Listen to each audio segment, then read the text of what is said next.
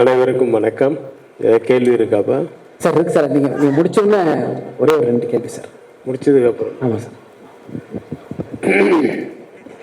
முதல்ல என் ஜாதியை சேர்ந்த டைரக்டர் அஸ்வத் அவரை பற்றி சொல்லணும். மிஸ்கின் சொன்னது உண்மைதான். ரொம்ப கராரான பேர் வழி. ஆனால் அதில் கொஞ்சம் கூட சளைக்கவே மாட்டார், கொஞ்சம் கூட டயர்டே ஆக மாட்டார். அங்கே நான் உட்காந்துருக்கேன் 2 வாண்டு, அதுங்கக்கிட்ட கூட போயிட்டு என்ன சீனுன்றதை எக்ஸ்பிளைன் பண்ணிட்டு இருப்பார். அந்த சீனை வந்து ஒவ்வொரு ஷாட்டும், இந்த ஷாட்டில் இந்த டைலாக் மட்டும் அப்படி இல்லை, இந்த சீனுடைய டோட்டல் இது வந்து ஒவ்வொரு கேரக்டர் ஆர்டிஸ்ட்கிட்டே சொல்லிட்டு இருப்பார். அதுக்கெல்லாம் ரொம்ப பொறுமை வேணும். நான் இப்போ நிறைய படத்தில் நடிக்கிறது எல்லாமே வந்து நியூ டைரக்டர்ஸ் நிறைய பேர்கிட்ட நடிக்கிறேன். ஒருத்தர்கிட்ட ஒரு 2 கற்றுக்கிறேன். அஸ்வத் கிட்டேருந்து நான் கற்றுக்கிட்டது என்னென்னா, என்னப்பா எப்படி நம்மளை மாதிரி கத்தாமல் சத்தம் போடாமல் எப்படி வேலை பண்ண முடியுது அப்படின்னு பார்த்தா, காரணம் கேமராமேன். அவருக்கு பதில் அவர் கத்தினார். ஆனால் அப்போ தெரிஞ்சுக்கிட்டேன், சரி நம்ம இனிமேல் வந்து மிஸ்கின் மாதிரி ஒரு கேமராமேனை வச்சுக்கணும், அப்போ நம்ம கத்த வேணாம் அப்படின்னு. ஸோ நல்ல ஒரு உழைப்பாளி. அவருடைய முதல் படமும் நான் பார்த்தேன். இந்த படமும் வந்து அவர் கதையை சொன்ன விதம் மட்டும் இல்லை, அந்த கதையிலே வந்து ஒரு ரொம்ப பெரிய விஷயமெல்லாம் இல்லை, ஆனால் ஒரு நல்ல ஒரு ரியாலிட்டியான ஒரு நேச்சுரலான ஒரு ஃபீல் ஒன்று இருக்கும். ஒரு ஃபீல் குட் ஃபீல் மாதிரி இருக்கும். எல்லாரையும் போய் சேரும். என்டர்டெயின்மெண்ட் வேல்யூ இருக்குது, எல்லாமே இருக்குது. All the best Ashwath. God bless you. அடுத்தது ப்ரொடியூசர்ஸ். நான் இந்த ப்ரொடியூசர்ஸ் வந்து ரொம்ப வருஷமாக நான் பார்த்துட்ருக்கேன். தூரத்துலேருந்து தான் பார்த்துட்டு இருந்தேன். நிறைய நல்ல படங்கள். பட் என்கிட்ட ஒர்க் பண்ண ஒரு டீம் தான் அங்கே அவங்க கம்பெனியில் ஒர்க் பண்ணது. முதல்ல இருந்தே எனக்கு ஒர்க் பண்ணது வந்து எனக்கு ரொம்ப சந்தோஷம்.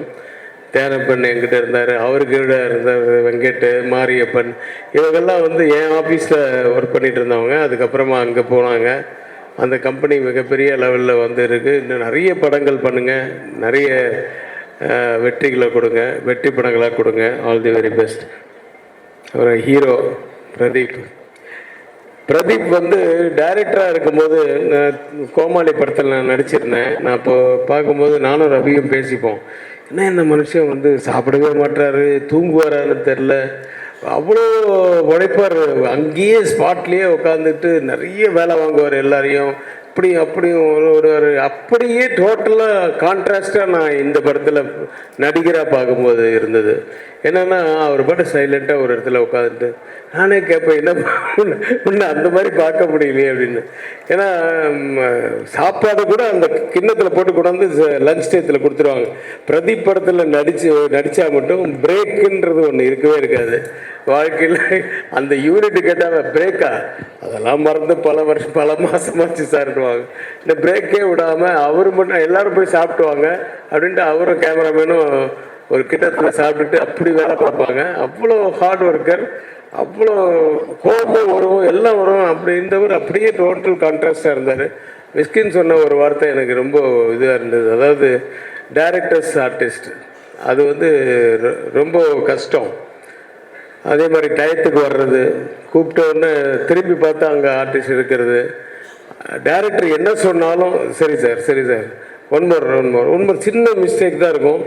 அது வந்து டப்பிங்கில் கூட அட்ஜஸ்ட் பண்ணலாம். ஆனால் டைரக்டர் வந்து இல்லை இங்கேயே பண்ணிவிடு அப்படின்னு சார். நான் நினைப்பேன் ஒருவேளை டப்பிங்க்கு இவர் போக மாட்டார் போல் இருக்கு, அதனால் தப்பாகவே எடுத்துட்டா என்ன பண்ணுறது. அதனால் ஆனால் டப்பிங்லேயே அவர் உட்காந்துருப்பார் டைரக்டர். ஸோ அது மாதிரி சின்ன விஷயத்த கூட நல்லா கொஞ்சம் கூட அதை ஃபீல் பண்ணாமல் நடிக்கிற ஒரு ஆர்டிஸ்ட்டு. இது வந்து நான் பெருமைக்கு சொல்கிறேன், இது எப்போவுமே அப்படி இருக்கணும். ஏன்னா 50 வருஷம் கழிச்சு இன்றைக்கி ரஜினி சார் அப்படி தான் இருக்கார்.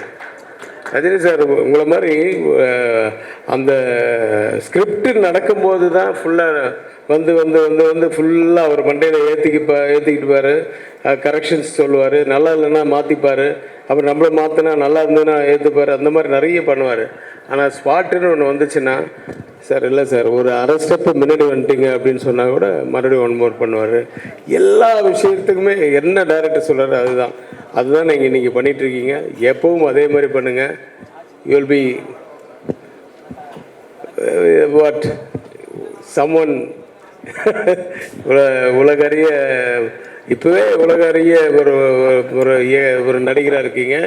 இயக்குனர் மறுபடியும் மறந்துடாதீங்க. அது வந்து ஐ லவ் தட் ஃபிலிம். அந்த கோமாளி நீங்கள் நீங்கள் பண்ணும்போது, அந்த சீன் சொல்லும்போது, அந்த படத்தில் அதை பார்க்கும்போதெல்லாம் எனக்கு ஏன் இவர் நடிப்புக்கு வந்துட்டாருன்னு யோசித்தேன். ஆனால் நடிப்பும் பண்ணுறீங்க. ஸோ அதையும் சைடு பை சைட் பண்ணுங்கள். அப்புறம் ஹீரோயின்ஸ் 2 ஹீரோயின்ஸு, ஒரு ஹீரோயின் தான் என் கண்ணில் காமிச்சாங்க. எனக்கு பொண்ணுன்னு சொன்னாங்க. ஒரு ஷாட்டோ 2 ஷாட்டோ ஒன்றா நடித்தோம். பட்டு ரொம்ப நல்ல அனுபவம். நான் ஹைதராபாத்தில் இங்கெல்லாம் நடித்தது. Thanks Swath and thanks AGS. see you again Pradeep.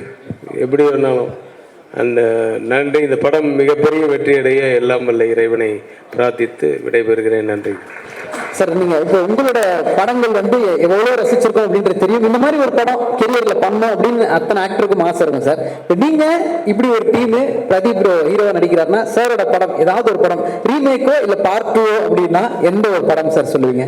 பிரதீப்புக்கா? ஆமாம் சார். உங்களோட படங்கள்ல பிஸ்தா.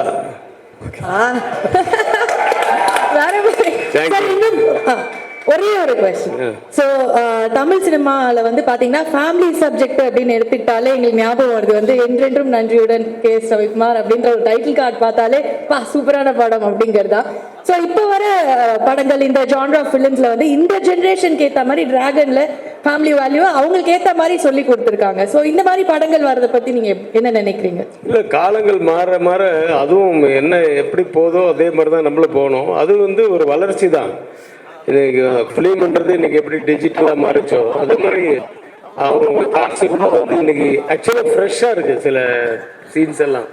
இப்போது நிறைய பேர் எனக்கு சொன்னாங்க புஷ்பா 2 வந்து என்னையா இப்போ பழைய கண்டென்ட்டுப்பா அப்படின்னாங்க. நான் நேற்று தான் பார்த்தேன். கண்டென்ட் பழசாக இருந்தாலும் சீன்ஸ் எல்லாமே புதுசாக இருந்தது. அதனுடைய வெற்றிக்கு வந்து ஒரு அந்த மாதிரி கண்டென்ட் என்ன தான் இருந்தாலும் அம்மா தான் அப்பா தான் அந்த மாதிரி தான் இருக்கும். சென்டிமெண்ட் சீன்ஸ் எல்லாம் இருக்க தான் செய்யும். ஆனால் அது சீரியலில் எப்படி சொல்கிறாங்க அந்த மாதிரி சொல்லக்கூடாது. இந்த படத்தில் எப்படி சொல்லியிருக்காங்க அந்த மாதிரி சொல்லக்கூடாது. நம்ம புதுசாக வேறு மாதிரி சொல்லணும் அப்படின்னு சொல்கிறாங்கல்ல. அந்த மாதிரி இன்றைக்கி இந்த படத்தில் கூட சில சீன்ஸ் இருக்குது நான் பார்த்தது. அந்த கிளைமேக்ஸ் கிட்டெல்லாம் இதெல்லாம் வந்து ஏற்கனவே வந்த மாதிரி இருந்தாலும் சீன் புதுசாக இருக்கும், கண்டென்ட் புதுசாக இருந்தாலும். So that was more important actually. அதுதான் இன்னைக்கு டெல்லிங் எப்படி இருக்கோ அதுதான் படம். அது மாதிரி அது கூட நம்ம போக வேண்டியதான். Thank you sir. Thank you so much sir. February 21 நாங்கள் அந்த பிளாக் பஸ்டர் பார்க்க waiting sir. Thank you sir. Thank you.